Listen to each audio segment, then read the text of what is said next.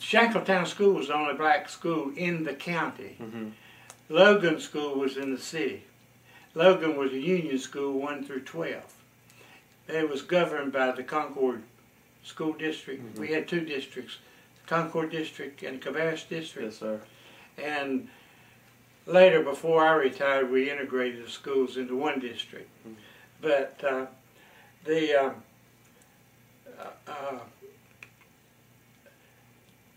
Shankletown School was the only black elementary school in Concord. Mm-hmm.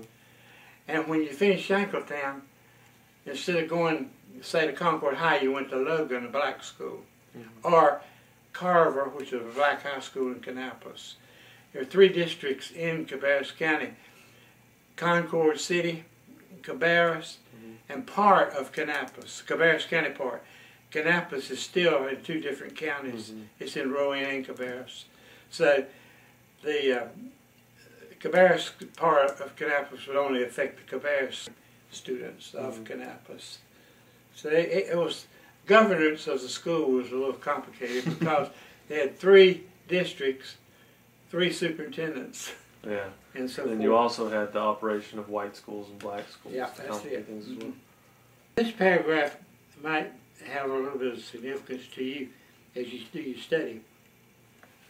Many people believe that school systems is responsive to community norms and standards, and community segregation partly determines the shape of local schools. Some schools segregation is de facto, caused by socio-economic factors which determine neighborhood patterns. In other words, where the poor people live and where the rich people live and so on. Some are just de facto in that they segregate themselves by socio-economic conditions. Other segregation is caused by de jure, 2 words, de jure, school segregation or forced separation of the races by order of the law. And de facto segregation, which is characterized by racial imbalances in the school, are attribute society or solely to neighborhood housing patterns rather than intentional acts of school boards or other governmental agencies. Is not violative of the U.S. Constitution of any current or state law. There is no constitutional duty to remedy de facto segregation. In other words, some of it's just by housing patterns and so on, and some were assigned, by the school board. Generally, de facto segregation had existed in the northern states because of housing patterns, while de jure segregation had been more prevalent in the southern states because of state laws mandating dual systems of education. See, the North Carolina Constitution provided for 2 school districts, a white one and a black one, but they had to be equal. But that wasn't the case. Right.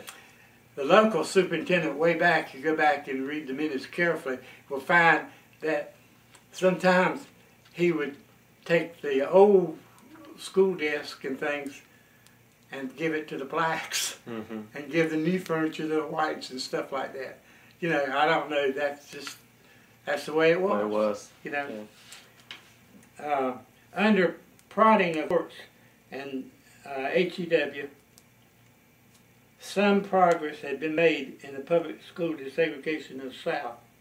However, in the North, housing patterns acting which generated de facto segregation continued, and actions in the North which generated school segregation were described by Hill and Finley as avoidance on the part of individual whites. I know some of my friends later moved here from Chicago, and they were, back in those days, very concerned about blockbusting, like where a black family would move in and buy a house. Yes. And the white people would get so upset they'd like to think that they'd get up enough money to buy that particular house to keep the neighborhood white from going black and vice versa.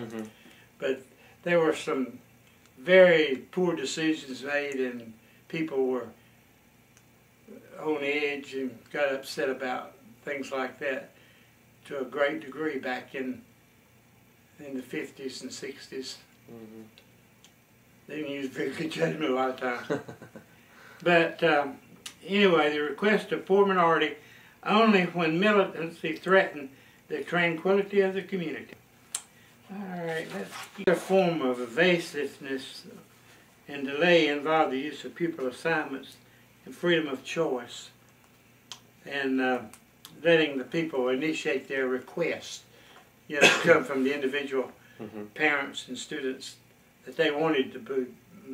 The board wouldn't arbitrarily move them or really do it, but upon their request, they would consider it.